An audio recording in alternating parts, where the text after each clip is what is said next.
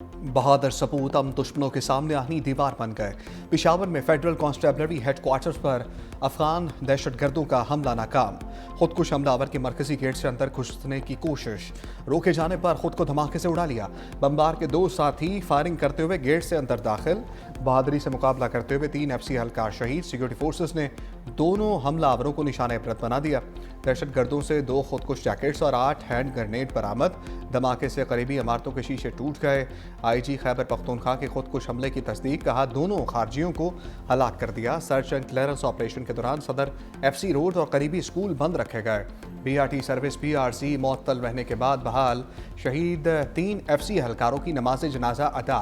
Governor, वज़ीर आला खैबर पख्तूनख्वा और कोर कमांडर पेशावर की शिरकत। IG पुलिस समेत दीगर आला अफसरान का शोहदा को खराज अकीदत।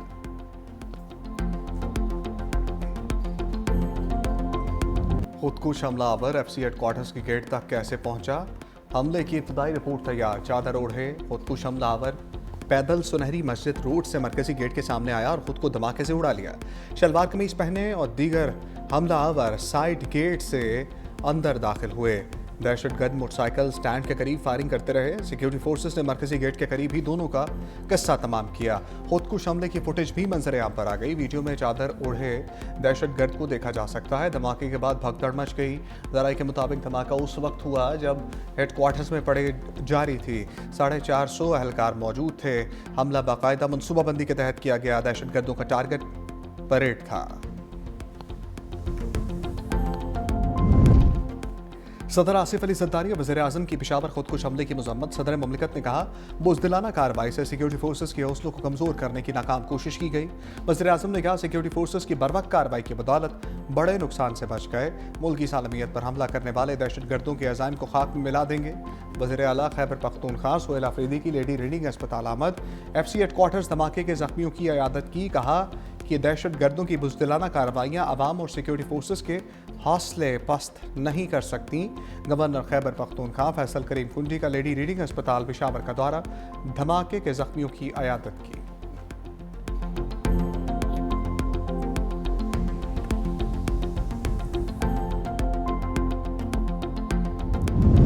वज़ीर आज़म से Saudi chief of general staff की बैठक। जनरल फ़याज़ बिन हमद अल रवेली की वज़ीर आज़म हाउस में मुलाकात। वज़ीर आज़म का इक़्तिसादी और दिफ़ाई ताल्लुकात को मज़ीद मज़बूत बनाने का अज़म। कहा पाक सऊदी ताल्लुकात मुश्तरका अक़ीदे, यकसा अक़दार और बाहमी एतमाद पर मबनी है। वज़ीर आज़म ने गुज़श्ता 2 माह के दौरान रियाद के दौरान जिक्र किया। दिफाई ताबून को मज़ीद गहरा करने के लिए पाकिस्तान के गैर मुतज़लज़ल अज़म का अयादा। जनरल अल-रवेली ने सऊदी क़यादत की जानिब से तहनीती पैगाम पहुँचाया। फील्ड मार्शल आसिम मुनीर, नायब वज़ीर आज़म इसहाक़ डार, वज़ीर दिफ़ा ख्वाजा आसिफ की शिरकत। ज़िमनी इंतखाबी मार्के में नून लीग का वाइट वॉश। कौमी असम्बली की तमाम 6 नशस्तें जीत ली। NA-18 हरीपुर में बड़ा अपसेट। PTI की हमायत याफ्ता आज़ाद उम्मीदवार शहनाज उमर अयूब को 43,000 से ज़ायद वोटों से शिकस्त। मुस्लिम लीग नून के उम्मीदवार बाबर नवाज 1,63,000 से ज़ायद वोट लेकर कामयाब। NA-129 लाहौर में नून लीग के हाफिज नुमान कामयाब ठहरे। NA-185 डेरा गाजी खान, NA-143 साहिबाल, NA-104 फैसलाबाद में नून लीग कामयाब। पंजाब में भी नून लीग ने हैवी वेट मुकाबला जीत लिया। ज़िमनी इंतखाबात में 6 सीटों पर मुस्लिम लीग नून फाते, 1 पीपल्स पार्टी के नाम।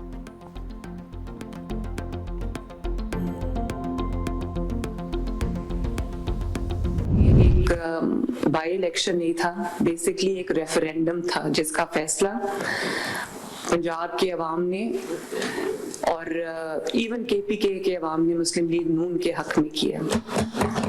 जिनको इमरानदार जजेस के आसरे पे खड़े होकर इलेक्शन जीतने की आदत थी, जिनको जनरल फैज हमीद इलेक्शन जिताता था, आज ना फैज हमीद है ना वो इमरानदार जजेस हैं। तो अल्लाह ताला ने उनकी रियलिटी पूरी दुनिया के सामने खोल के रख दी।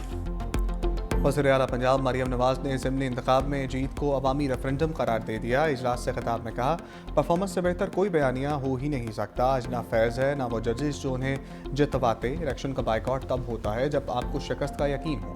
इलेक्शन हार कर बाइकआउट की बात करना मुनाफिकत है। हमने जेलें काटी लेकिन इलेक्शन का बाइकआउट नहीं किया। फैज़ हमीद ने पूरी ताकत के साथ PTI का साथ दिया। डस्का इलेक्शन में पूरी इंतजामिया मशीन भी PTI के साथ थी। अब कैदी नंबर 804 के नाम पर इलेक्शन लड़ाकर उन्हें अपनी मकबूलियत मालूम हो गई।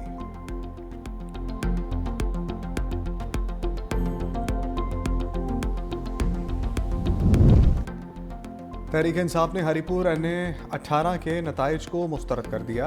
असद कैसर ने कहा, फार्म 45 के मुताबिक PTI उम्मीदवार बरतरी से आगे है।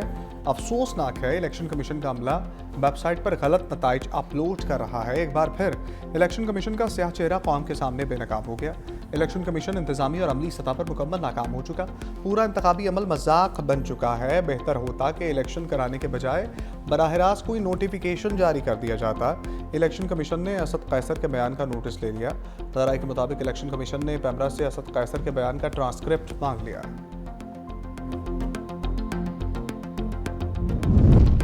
सदर और वज़ीर-ए-आज़म से सबकदोश chairman joint chief of staff committee general Sahir Shamshad Mirza की अलविदाई मुलाकातें। सदर मुमलिकत का पेशा वराना सलाहियतों पर खराज तहसीन जनरल साहिर शमशाद मिर्ज़ा के लिए नेक तमन्नाओं का इजहार।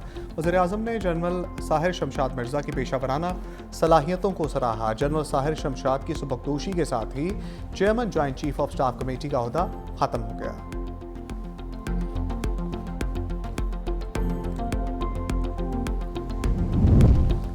फील्ड मार्शल आसिम मुनीर से भी Saudi chief of general staff की मुलाकात। दिफाई ताउन, सिक्योरिटी, शराकत और इंसदाद दहशतगर्दी पर तबादला ख्याल।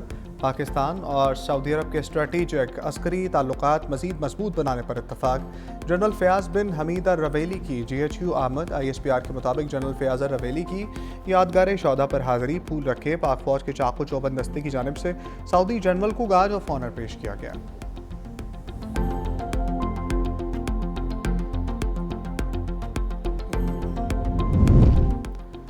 वज़ीर आला खैबर पख्तूनख्वा का वज़ीर-ए-आज़म शहबाज शरीफ को शिकवों से भरा खत। चश्मा राइट बैंक केनाल मंसूबे में मुसलसल ताख़ीर पर तशवीश का इज़हार। लिखा, मंसूबे का 35 साल बाद भी शुरू ना होना वफाक और सूबे के दरमियान अदम एतमाद पैदा कर रहा है। चारों सूबों के मेगा आबपाशी मंसूबों में सिर्फ लिफ्ट केनाल मंसूबे पर पेशरफ नहीं हुई। वफाकी हुकूमत ने खैबर पख्तूनख्वा के मंसूबे जानबूझकर सर्द खाने में डाल दिए हैं। वापडा की जानिब से लैंड एक्विजिशन भी सुस्त रवि का शिकार है। मंसूबा दहशतगर्दी से मुतासरा इलाकों की मईशत और ज़राअत को बदलने में कलीदी किरदार अदा करेगा। मज़ीद ताख़ीर से सूबे के अवाम में शदीद बेचैनी और एतमाद का बहरान पैदा होगा। भारतीय वज़ीर दिफा तारीख से नावाकिफ़ हैं। वज़ीर आला सिंध मुराद अली शाह का सिंध से मुतालिक बयान पर सख्त जवाब। कहा, राजनाथ सिंह अपनी दाखिली तकसीम पर तवज्जो दें। सिंध ने क़याम पाकिस्तान से पहले 1936 में मुंबई प्रेसिडेंसी से अलहदगी इख्तियार की थी। सिंध के अवाम ने खुद मुख्तारी, वक़ार और अपनी सियासी शनाख्त को तरजीह दी। सिंध पाकिस्तान का अटूट अंग और नाकाबिल तकसीम हिस्सा है। सिंध कल भी पाकिस्तान का था, आज भी है और हमेशा रहेगा।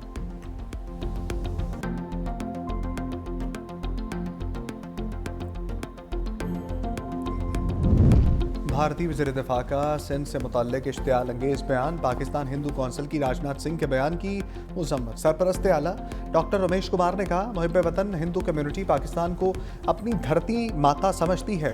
राजनाथ सिंह का बयान गैर जिम्मेदाराना, इश्तियाल अंगेज़, बचकाना और अहमकाना है।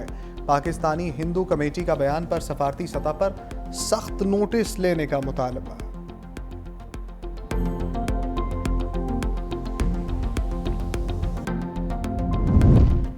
गिलगित बल्तिस्तान हुकूमत मुद्दत मुकम्मल होने के बाद रुखसत। जस्टिस रिटायर्ड यार मोहम्मद निगरान वज़ीर आला तैनात। गिलगित बल्तिस्तान कौंसिल के चेयरमैन ने तैनाती की मंजूरी दी।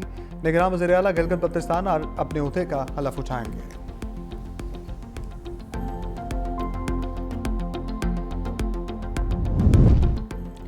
जजेस ट्रांसफ़र केस। आईनी अदालत का इस्लामाबाद हाई कोर्ट के 5 जजेस की इस्तदा पर बड़ा फैसला। दरख्वास्त सुप्रीम कोर्ट वापस भेजने की इस्तदा मुस्तरद कर दी। Justice Mohsin Akhtar Kayani, justice Babar Sattar, justice Tariq Mahmood Jahangiri, justice Ejaz Ishaq और जस्टिस समन रफत इम्तियाज़ की दरख्वास्त मौक़िफ़ अपनाया था। इंट्रा कोर्ट अपील को आईनी अदालत में मुंतकिल करना आईनी तौर पर सुप्रीम कोर्ट के दायरा इख्तियार में आता है।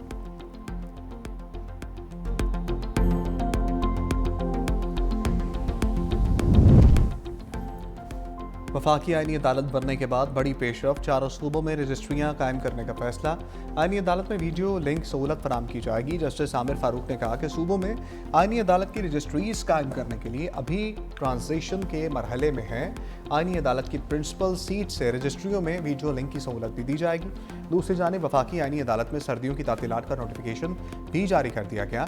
आईनी अदालत 22 दिसंबर 2025 से 4 जनवरी 2026 तक बंद रहेगी। छुट्टियों के दौरान आईनी अदालत के दफातर खुले रहेंगे। आईनी अदालत तातीलात के दौरान अर्जेंट और दीगर फिक्स मुकदमात की समाअत करेगी।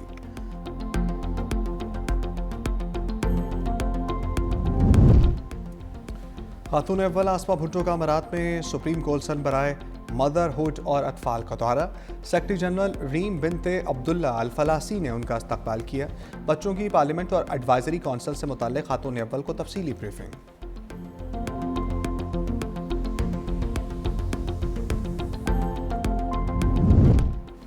मेयर कराची मुर्तज़ा वहाब का ग्रीन लाइन प्रोजेक्ट पर काम की फौरी बहाली का ऐलान। कहा, कराची वालों की तकलीफ का अंदाज़ा है, इसीलिए वफाकी हुकूमत के सामने खदशात रखे हैं। वफाकी हुकूमत की जानिब से यकीन दहानी के बाद हर मुमकिन मदद की जाएगी। कराची की बेहतरी के लिए सबको साथ लेकर चलने का इरादा है।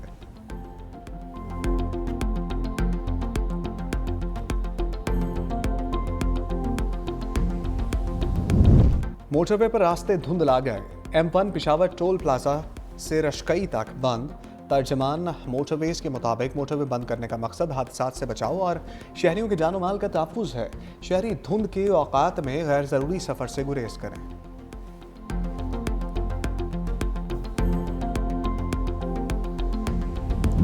खालिस्तान की आज़ादी के लिए बड़ा ब्रेक थ्रू। सिख कम्युनिटी का कनाडा रेफरेंडम में क्लीन स्वीप। ओटावो में 53,000 से ज़ायद सिख बरादरी के अफराद ने वोट डाले। सख्त सर्दी, बर्फबारी और तेज़ हवाओं के बावजूद पोलिंग में हिस्सा लिया। सिख रहनुमा गुरपतवंत सिंह पुन्नू कहते हैं, रेफरेंडम भारतीय पंजाब की अलहदगी का रास्ता हमवार करेगा।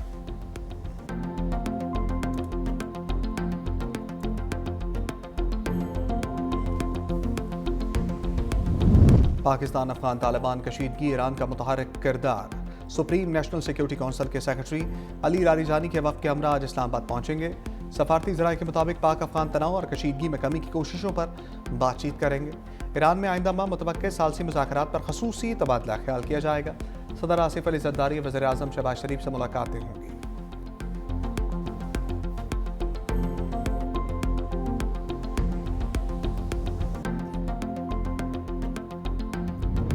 हसीना हमारे हवाले करो। बांग्लादेशी हुकूमत ने एक बार फिर भारतीय हुकूमत से साबिक वज़ीर आज़म हसीना वाजिद की हवालगी का मुतालबा कर दिया। बांग्लादेशी वज़ीर ख़ारजा तौहीद हुसैन ने बताया कि शेख हसीना की हवालगी के लिए ख़त अरसाल कर दिया, जो इस हवाले से तीसरी बाज़ाब्ता दरख्वास्त है।